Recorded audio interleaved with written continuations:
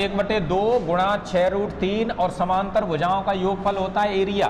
तो 40 और 28 जोड़ेंगे तो 68 हो गया। अब 68 हो गया तो 2 से ये 3 बार कट गया, और 2 से 3 बार कटेगा तो कन्फर्म है कि 204 हो जाएगा। तो 204 एक ही में आंसर दे रखा है, 204 √3 एक में आंसर दे रखा है, that is given in B. और ये बी में आंसर देखा है क्वेश्चन नंबर 35 क्वेश्चन नंबर इसमें दे रखा है। एक खोखले गोलाकार खेत की खोल की आंतरिक एवं बाहरी सतहों का व्यास 6 और 10 सेंटीमीटर है। यदि इसे गलाकर 8/3 सेंटीमीटर लंबाई का ठोस सिलेंडर बनाया जा सके। गोला है और ये गोला है तो 6 और 10 दे रखा है। गोला का मतलब आयतन 4/3 पाई। तो इसमें व्यास दे रखे हैं, व्यास है इसका 10, तो ये 5 का क्यूब और इसका हो जाएगा 3 का क्यूब। ये गोले का खोखले गोले का आयतन आ गया। तो खोखले गोले का आयतन निकालेंगे तो 4/3 पाई r1 cube minus r2 cube कर देते हैं। इनके व्यास दे रखे हैं जो है 10 और 8, 10 और 6, तो इसलिए मैंने 5 और 3 ले लिया। अब इसमें इसे गलाकर 8/3 सेंटीमीटर लंबाई का ठोस सिलेंडर बनाया गया। तो सिलेंडर का मतलब पाई r² और 8/3 है, 8/3 है ऊंचाई, 8/3 ऊंचाई है, तो इससे ये कट गया, पाई से पाई कट गया। यहाँ पर 125 में से 27 घटाएंगे तो 98 आएगा। 98 r² इंटू 8, 4 से कट गया 2 बार, 2 से कट गया 49 बार। r² का मान 49, तो r की वैल्यू 7, तो व्यास हो जाएगा डायमीटर 7 × 2 यानी 14 सेंटीमीटर, जो कि आपको दे रखा है डी में। That is the answer D, question number 36 में दे रखा है। यहाँ पर धातु के बने बेलनाकार पाइप का आयतन जो है 748 घन सेंटीमीटर है।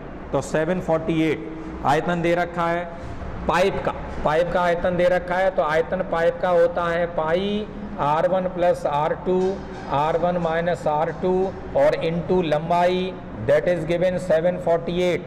r1 बाहरी त्रिज्या होती है, r2 आंतरिक त्रिज्या होती है। तो इसमें है, अब इसमें दे रखा है इसकी लंबाई 14 सेंटीमीटर है, तो लंबाई 14 लिख देंगे। और 14 सेंटीमीटर है और बाह्य त्रिज्या 9 है, तो मोटाई कितनी है? और बाहरी त्रिज्या 9 है, तो बाहरी त्रिज्या 9 आ गई यहाँ पर। तो इस तरह से देखेंगे तो यहाँ पर पाई का मान 22/7 और 22/7 हो गई, 14 यहाँ पर रखो तो 9 धन r2 और यहाँ पर होगी 9 माइनस r2, लंबाई 14, 748, तो 22 × 3 = 66। तो यहाँ पर देखेंगे 22 × 3 = 66, 22 × 4 = 88, 22 × 3 = 66 हो गया, क्योंकि 22 × 3 = 66 लिखेंगे तो 8 8 बचेगा, तो 22 × 4 = 88 हो गया। अब इस तरह से यदि हम बात करेंगे तो 7 दूनी 14 और 7 दूनी 14, तो 2 से कट गया ये 17 बार और 17 बार कट गया। तो अब यदि हम इसमें r2 की वैल्यू हम निकालें, क्योंकि यदि हम इसमें बात करेंगे 748 दे रखा है, अब 748 दे रखा है, तो इस तरह से इसमें यदि 1 वैल्यू रख देते हैं और 1 वैल्यू रख देते हैं तो यहाँ पर 9 + r2 और 9 - r2, क्योंकि इसमें इसकी मोटाई कितनी है, मोटाई का मतलब r2 की वैल्यू हम घटाएंगे तो उसका डिफरेंस कितना है ये पूछा गया। तो डिफरेंस 8 हो जाएगा, मतलब इसकी वैल्यू 8 रखेंगे तभी तो आएगा 17। तो यहाँ पर 8 रखेंगे तो क्या हो जाएगा, r2 का मान 8 रखना पड़ेगा। इसको सॉल्व नहीं करेंगे, क्वाड्रेटिक इक्वेशन बन जाएगा। 17 आने से पता लग गया, अब 17 आने से पता लग गया कि इसकी वैल्यू 1 होनी चाहिए, इसकी 17 होनी चाहिए, तो r2 का मान 8 हो गया। r1 का मान 9 है, r2 का मान 8 है, तो इसकी मोटाई इन दोनों का डिफरेंस होता है, मोटाई दोनों का डिफरेंस होता है, तो आंसर 1 आ गया। सॉल्व नहीं करेंगे, सॉल्व करेंगे तो क्वाड्रेटिक इक्वेशन बनेगा, उससे बचते हैं, ऑप्शन की वैल्यू रख देते हैं, आंसर पता लग जाता है। नेक्स्ट है 24 सेंटीमीटर व्यास वाले एक बेलनाकार बर्तन में कुछ पानी है। तो 24 सेंटीमीटर व्यास है, बेलनाकार बर्तन है, सिलिंड्रिकल वेसल दे रखा है, इसमें 24 सेंटीमीटर व्यास है, तो त्रिज्या हो जाएगी 12 सेंटीमीटर की त्रिज्या यहाँ पर दे रखी है। 12 सेंटीमीटर त्रिज्या होगी, बेलनाकार बर्तन में पानी है, 6 सेंटीमीटर त्रिज्या वाले 2 गोले। अब 2 गोले डालेंगे तो एक गोले का आयतन होता है 4/3 पाई और 6 सेंटीमीटर त्रिज्या के हैं, तो टोटल आयतन ही हो गया। टोटल आयतन गोलों का हो गया। डुबो जाएं तो पानी का तल कितना उठ जाएगा, तो पानी का तल उतना ही ऊपर उठेगा जितना कि गोलों का आयतन होगा। इसका सीधा सा मतलब है दो गोले का आयतन सिलेंडर में, ये पानी भरा हुआ है सिलेंडर में, तो ये जितना ऊंचा उठ जाएगा h, तो h मान लेते हैं ऊंचा उठ जाएगा, तो पानी का आयतन के बराबर रख दो, तो ये हो जाएगा पाई r स्क्वायर का मतलब जब त्रिज्या 12 है तो 12 गुणा 12 लिखना पड़ेगा, और h कितना ये पूछा गया, h कितना ये पूछा गया है। तो इस तरह से 12 गुणा 12 यहाँ पर 6 का क्यूब करेंगे तो ये हो जाएगा 8/3, पाई से तो पाई काट ही देते हैं, 8/3 गुणा 6 3 बार लिखना पड़ेगा, यहाँ पर 12 गुणा 12 2 बार लिखना पड़ेगा, 6 दूनी 12 6 दूनी 12 दोनों कट गए। अब ये 2 दूनी 4 से कट गया 2 बार, 3 दूनी 6 से ये कट गया, तो 2 दूनी 4, h का मान 4 सेंटीमीटर आ गया। That is the answer, 4 centimetre इसमें दे रखा है, बी आंसर है। पानी का तल इतना उठ जाएगा। ऐसे प्रश्नों में जिस चीज़ को डुबाते हैं उसका आयतन पानी के आयतन के बराबर रख देते हैं, तो उसका आयतन पानी के आयतन के बराबर रख देते हैं तो आंसर अपने आप आ जाता है। The volume of rising water equal to the, यहाँ पर जो ऑब्जेक्ट होता है, the volume of given object. तो इस तरह से 38 का क्वेश्चन, 38 वाला, 38 में क्वेश्चन दे रखा है 2x का मान √a + 1/√a, तो वैल्यू बतानी है √x² - 1/x - x² - 1। ऐसे प्रश्नों का उत्तर देने के लिए जब कुछ भी समझ नहीं आ रहा हो तो एक ही वैल्यू रख दो। एक ही वैल्यू हम 4 रख देंगे, और एक ही वैल्यू 4 रख देंगे तो यहाँ 2 आ गया, तो 2x बराबर 4 का वर्गमूल 2 होता है, तो 2 धन 1/2 का मतलब 2 दूनी 4 1 5, 5/2, लेकिन 2 इधर से आ जाएगा, तो x की वैल्यू 5/4 हो। 5/4 यहाँ पर रखेंगे तो 5 का वर्ग 25, 25/16 हो गया, 25/16 यहाँ पर लिखेंगे तो 16 इधर चला जाएगा, तो 25/16 का मतलब 9/25 बचेगा। भाई 25/16 करेंगे 16 है ना, यहाँ पर 16 आ जाएगा, तो 16 आ जाएगा, इसमें से घटाएंगे तब। तो मैंने क्या किया, पहले आप देखें x का मान 5/4 रखेंगे तो वर्ग करने पर 25/16 - 1 आ गया, यहाँ पर 5/4 रखा x की जगह, तो यहाँ पर भी क्या हुआ 25/16 - 1, और -1 आ गया। तो इस तरह से देखें, और इस तरह से हम देखेंगे 16 यहाँ पहुँचेगा तो 9/16 का मतलब 3/4 होगा, 9/16 का मतलब 3/4, 5/4 में से 3/4 घटाएंगे तो 3/4/2/4 हो जाएगा, ये कट जाएगा तो 3/2 हो गया। अब 3/2 किस ऑप्शन में आ रहा है बस वही देखना है, पहले वाले ऑप्शन में सवाल ही नहीं है, a+1 है, और a+1 रखेंगे तो a का मान तो 4 रखा था, तो 4 1 5, ये नहीं हो सकता। दूसरे बारे में 1/2 a-1 आ गया, 1/2, a का मान 4 रखा था और 4 रखा तो आंसर ये, तो इसका आंसर बी हो गया। ऐसे प्रश्नों में ये सबसे अच्छा मेथड होता है, कोई भी वैल्यू रख करके ऑप्शन पर चेक करो, अपने आप आ जाएगा, तो सेकंड इज द आंसर। इसका आंसर सेकंड वाला हो गया, कुछ भी नहीं करना पड़ा। क्वेश्चन नंबर 39 थोड़ा सा सॉल्व करना होता है, फिर अपने आप पता लग जाता है कि इसकी वैल्यू क्या होगी। ABC वास्तविक संख्याएं हैं, ABC रियल नंबर है, क्योंकि रियल नंबर होते हैं तभी परफेक्ट स्क्वायर का कंसेप्ट लगता है। जैसे ही क्वेश्चन में रियल नंबर दिया जाए आप समझ जाइए वहाँ परफेक्ट स्क्वायर का कंसेप्ट होगा। तो देखिए इसमें दे रखा है a² b² c² बराबर 2a - b - c - 3, तो आपको बताना है a + b + c की वैल्यू क्या होगी। तो मैंने पहले बताया रियल नंबर लिखा हो तुरंत परफेक्ट स्क्वायर, सबको इधर ट्रांसफर करो, तो a² + b² + c² - 2a + 2b और +2c और +3 बराबर 0। जब एक समीकरण हो वेरिएबल एक से ज़्यादा दी जाए, तो ऐसी स्थिति में a के सामने जो लिखा होता है उसका आधा a का मान होता है, चिन्ह बदल जाते हैं, माइनस होगा तो प्लस का मान होगा, b का मान -1 होगा और c का मान -1 होगा। तीनों को जोड़ेंगे तो इससे ये कट जाएगा तो -1 बचेगा, आंसर इज -1। ये ऑप्शन दे रखा है ए, एक ही ऑप्शन दे रखा है माइनस में, ए दे रखा है, तो इसका आंसर ये आ गया। ज़्यादा टाइम नहीं लगा, मुश्किल से 20-25 सेकंड लगती हैं। Question number 40 a + b - c, अब इसमें दे रखा है a + b - c बटे a + b, दूसरा दे रखा है b + c - a बटे b + c, और तीसरा दे रखा है कि c + a - b बटे यहाँ पर दे रखा है c + a, ये बराबर हों तो इनमें क्या संबंध होगा, अब इनमें क्या संबंध होगा, ये बराबर तभी हो सकते हैं जब इनकी वैल्यू आपस में बराबर, और जब वैल्यू आपस में बराबर होगी तो ये इससे कट जाएगा a अपॉन, जैसे 1 हो जाएगा तो 1/2 1/2 1/2 बराबर हो जाएगा। ये प्लस में नहीं है, बराबर में, ये है ना, ये भी बराबर में हो। तो ये तभी संभव है जब a बराबर b बराबर c। तो इसमें कुछ नहीं करना है, डी ऑप्शन हो गया, a बराबर b बराबर c इसका आंसर आएगा, तभी ये बराबर हो सकते हैं, और कोई तरीका नहीं। नेक्स्ट है a बराबर 2 + √3, a का मान दिया है 2 + √3, तो आपको वैल्यू बतानी है a की पावर 6, a की पावर 4, a की पावर 2 और बटे 1 और बटे a³। जब ऐसी वैल्यू दी जाए तो इसका भाग देते हैं नीचे वाले का भाग इसमें देंगे तो 3 बचेगा, और यहाँ पर भाग देंगे तो 1/3 आएगा, तो ये बन गया। ऐसे ही इसका भाग इसमें देंगे तो a आएगा, और इससे ये कट जाएगा तो 1/a आएगा। तो बस ये स्टैंडर्ड फॉर्मेट बन गया। तो जब a का मान इतना दिया है तो 1/a, यहाँ पर क्या होगा 2 - √3। जब कभी किसी की वैल्यू ऐसी दी जाए जिसके वर्गों में अंतर 1 का हो तो उसका उल्टा करने पर उसका चिन्ह बदल जाता है, और चिन्ह बदलेगा तो यहाँ से वैल्यू आ गई a + 1/a बराबर, इससे कट गया 4 हो गया। अब a + 1/a का मान 4 होगा तो क्यूब की वैल्यू आप जानते हैं 4, और 4 के स्क्वायर में से 3 घटा दो, यहाँ पर 4 तो ये वैल्यू 52 में 4 जोड़ेंगे 56, तो ये वैल्यू 56 आ गई। तो इस तरह से 56 एक आंसर दिया है। ऑप्शन काफ़ी नियरेस्ट दिए हैं, तो आपको थोड़ा सा ये करना पड़ेगा, तभी हमें एक आइडिया मिलेगा कि इसका आंसर जो है इनमें से क्या हो सकता है। Question number 42।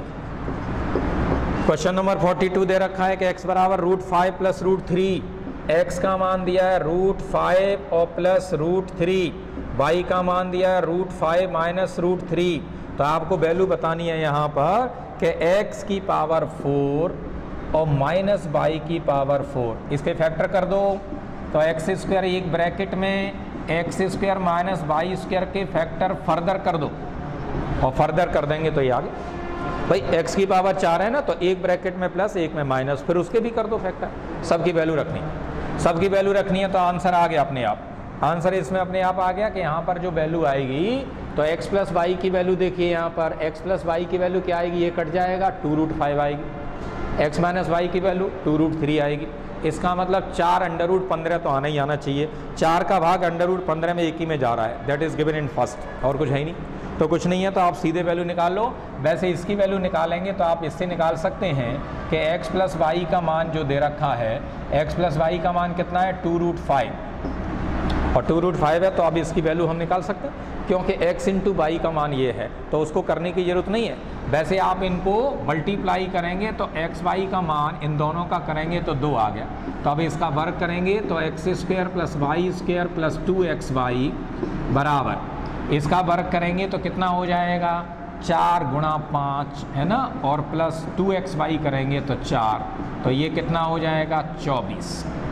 तो अब इस तरह से यदि हम बात करेंगे x + y और x + y की वैल्यू हम निकालेंगे तो यहाँ पर जब कभी भी हम इसका फैक्टर करेंगे और इसके फैक्टर करेंगे तो हमें ये पता लग जाएगा कि इसकी वैल्यू क्या होगी। तो अब इसमें देखेंगे तो इन दोनों का मल्टीप्लाई करेंगे तो पहले का स्क्वायर माइनस दूसरे का स्क्वायर, तो जब कभी भी इन दोनों का मल्टीप्लाई करेंगे, क्योंकि x + y का होल स्क्वायर करेंगे तो x और y का मल्टीप्लाई करेंगे तो एक ब्रैकेट में √5 है, एक ब्रैकेट में √3 है, और √5 + √3 करेंगे तो ये आंसर जो है हमें ये पता लग जाएगा, क्योंकि x² y² भी वैल्यू वहाँ पर हमें रखनी है, और x² y² की वैल्यू भी रखनी है। तो x + y से और x + y से x² वैसे भी लिख सकते हैं, वहीं से कर लें, ये भी ज़रूरत नहीं है कि आप ये करें, और ये ज़रूरत नहीं है कि आप ये करें, आप उसी को स्क्वायर कर दें, और इसी को स्क्वायर कर देंगे तो x² का मान होगा 5 और 3 8 और प्लस 2 √15, और y का स्क्वायर निकालेंगे तो 5 और 3 माइनस 2 √15। तो अब इसको जोड़ने पर क्या हो गया, जोड़ने पर 16 हो गया। तो इस तरह से हम वैल्यू निकालेंगे तो x² + y² का मान 5 और 3 8 8 दूनी 16, ये कट गया। पहले 24 आ रहा था, वो थोड़ा सा गलत हो गया, तो इसमें 16 वहाँ पर रखेंगे तो 16 चौक 64 एक ही आंसर दे रखा है, that is given in first. तो ये आंसर इसमें दे रखा है। जब इस तरह को ऐसे सॉल्व करेंगे, क्वेश्चन नंबर 43 में दे रखा है x + y + z बराबर 6, तो x माइनस 1 का क्यूब प्लस y माइनस 2 का क्यूब और प्लस z माइनस 3 का क्यूब। ऐसे प्रश्न जब किए जाते हैं, ऐसे प्रश्न किए जाते हैं तो 1, 2 और 3 6 के बराबर दिया, ये ऊपर जब दिया जाए तो इसकी value a cube b cube c cube की वैल्यू 3abc के बराबर होती है। तो 3a का मान ये पूरा है, तो x माइनस 1, y माइनस 2 और z माइनस 3, क्योंकि a प्लस बी प्लस सी का मान 0 हो जाए। तो इसमें एक ही आंसर दे रखा है, दैट इज गिवन इन ए। जब आप q की वैल्यू कभी पूछी जाए तो बस ऑप्शन में देखो 3 कहाँ लिखा है, 3 इसमें एक ही में लिखा है पहले वाले, बस तो आंसर हो गया। ऐसे ही 44 का आंसर इसमें जो दिया हुआ है 44, क्वेश्चन नंबर 44 भी इजी है। BC और प्लस AB और प्लस CA बराबर ABC ऐसा दे रखा है। फिर पूछा है B plus C upon BC A minus 1 और पूछा है A प्लस C और यहाँ पर AC B माइनस 1। फिर पूछा है A प्लस B और AB और C माइनस 1 की वैल्यू क्या होगी। जब ऐसे कभी क्वेश्चन दिए जाएं तो उनका आंसर हमेशा 1 होता है, तो आंसर हमेशा 1 होता है, इसमें कुछ भी नहीं करना होता, बस ये है ABC यहाँ पर भी आ रहा है तो ABC और माइनस BC, तो ABC माइनस BC यहाँ पर देखें आप तो ABC माइनस BC घटाएंगे तो ABC में से BC घटाएंगे तो AB प्लस CA आएगा और AB प्लस CA आएगा तो A का कॉमन लेंगे तो अपने आप ये वैल्यू आ जाएगी। तो इस तरह से B प्लस C ये ABC हो गया और ABC और ये BC हो गया। ABC में से BC घटाएंगे तो क्या बचेगा AB plus CA, AB plus C में एक कॉमन ले लो तो B प्लस C हो गया, फिर कट गया। तो ऐसे इसका मतलब ये यहाँ पर कट गया तो यहाँ पर A बच रहा है और यहाँ पर A बच रहा है, यहाँ पर A है इसलिए A बच रहा है, वहाँ पर B होगा तो B बचेगा। तो सॉल्व करने की ज़रूरत नहीं है, 1/B और यहाँ पर 1/C बचेगा। अब इनको हम जोड़ेंगे तो नीचे ABC एलसीएम आ गया, A का भाग देंगे तो BC बचेगा, B का भाग देंगे CA बचेगा, C का भाग देंगे AB बचेगा और इनकी वैल्यू ABC के बराबर है तो ABC अपॉन ABC आंसर आ गया 1। तो ऐसे प्रश्नों में जब कभी 3 ऐसे कॉम्बिनेशन दिए जाएं वहाँ पर आंख बंद करके आंसर 1 होता है, सॉल्व करने की कोई ज़रूरत नहीं।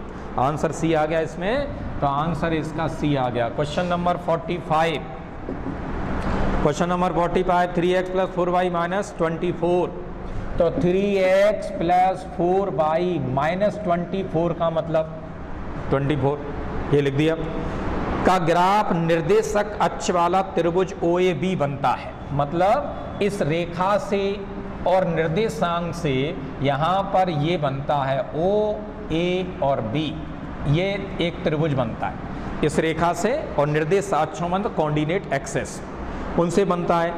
और x प्लस वाई प्लस 4 दूसरी रेखा है, x plus Y equal to -4। अब ये -4 आएगा तो ये दूसरी तरफ बनेगा और दूसरी तरफ बनेगा यानी इसमें 24 का भाग देंगे तो देखिए यहाँ पर क्या होगा 3x/24, इसको इंटरसेप्ट फॉर्म में बदल लेते हैं तो इसकी स्थिति क्लियर हो जाती है। तो इसका मतलब ये 8 है, ये 6 है। x के नीचे जो लिखा होता है वो x का इंटरसेप्ट होता है और y के नीचे जो लिखा होता है y का इंटरसेप्ट होता है। तो इस तरह से हमें पता लग जाता है 8 और 6। यहाँ पर तो 4 ही आ रहा है दोनों में, इसका मतलब ये भी 4 होगा, ये भी 4 होगा। तो इसका जो एरिया है वो पूछा है कि इसका एरिया OCD बनता है, ये OCD बनता है और वो OAB बनता है। तो इसमें पूछा है OCD बनता है तो OCD का क्षेत्रफल कितना होगा त्रिभुज OAB का। तो इसका एरिया निकालेंगे तो 4 गुणा 4/2 यानी 8 और इसका एरिया निकालेंगे तो 6 गुणा 8/2 यानी 24। इसका मतलब इसका 3 गुना हो गया। तो आंसर आएगा त्रिभुज OCD का क्षेत्रफल 1/3 गुना होगा त्रिभुज OAB, जो जिसमें दिया जाए वही आंसर है। तो ये आंसर डी में दे रखा है, ये आंसर डी में दे रखा है। आपको ये फिगर बनाने की ज़रूरत नहीं, आप सीधे बना सकते हैं। बस इसका एरिया डायरेक्ट निकालें तो 1/2, वहाँ 24 लिखा है तो 24/3 करो और इसमें 24 लिखा है तो 24/4 करो। 4 तिया 12 दूनी 24, 24 आ गया। ऐसे ही इसका सीधा निकालो 1/2, यहाँ 4 ही लिखा है तो 4/1, 4/1 तो 4 गुणा 4/, तो यहाँ पर 2 तो ये 8 आ गया, ये 8 दिया 24। फिगर बनाने की आवश्यकता नहीं है, ये तो मैंने बताया कि त्रिभुज कैसे बनते हैं और उनका एरिया कैसे होता है। आपको एग्जाम में कुछ भी काम करने की आवश्यकता नहीं है, सीधे आंसर आप निकाल सकते हैं। नेक्स्ट, अब इसमें एक क्वेश्चन दे रखा है यहाँ पर, a square minus b c upon a square plus b c. दूसरा दिया है b square minus c a और बी स्क्वायर प्लस सी ए।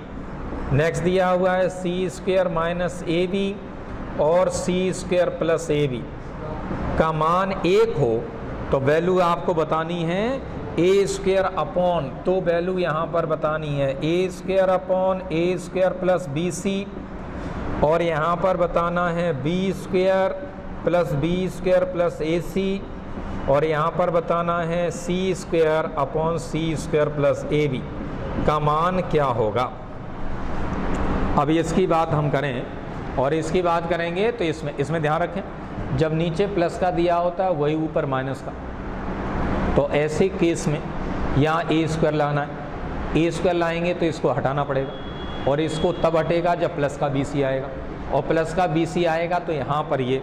अब इसमें क्या होता है, अभी मैंने ऊपर बताया था कि इसमें आंसर 1 होता है, लेकिन ध्यान रखें यहाँ पर आंसर 1 इसलिए नहीं होगा क्योंकि ए और ए मिलकर के 2 हो जाएंगे, और 2 हो जाएंगे तो इस वजह से यहाँ पर आंसर, ये 3 प्रोडक्ट हैं 1 2 3, तो 3 इसमें जोड़ो और 3 इसमें जोड़ेंगे 4, और 4 का आधा करेंगे आंसर 2, तो आंसर 2 आ जाएगा यहाँ पर। इसमें ध्यान ये रखना होता है कि सभी में 1 1 जोड़ना पड़ेगा, जैसे ए स्क्वायर माइनस बी सी में और हम इसको 1 जोड़ दें और 1 जोड़ देंगे तो ये आंसर क्या हो जाएगा, ये ऊपर पहुँच जाएगा, तो a square minus b c plus a square plus b c और अपॉन हो जाएगा a square plus b c, तो बी सी से जो बी सी कट जाएगा, लेकिन यहाँ पर 2a स्क्वायर हो जाएगा, और 2a स्क्वायर हो जाएगा तो सब में अब इसमें भी 1 जोड़ेंगे, इसमें भी 1 जोड़ेंगे, इसमें भी 1 जोड़ेंगे, तो उधर 4 हो जाएगा, तो ये आंसर आ जाएगा यहाँ पर, ये वैल्यू आ गई 2a square upon a square plus b C.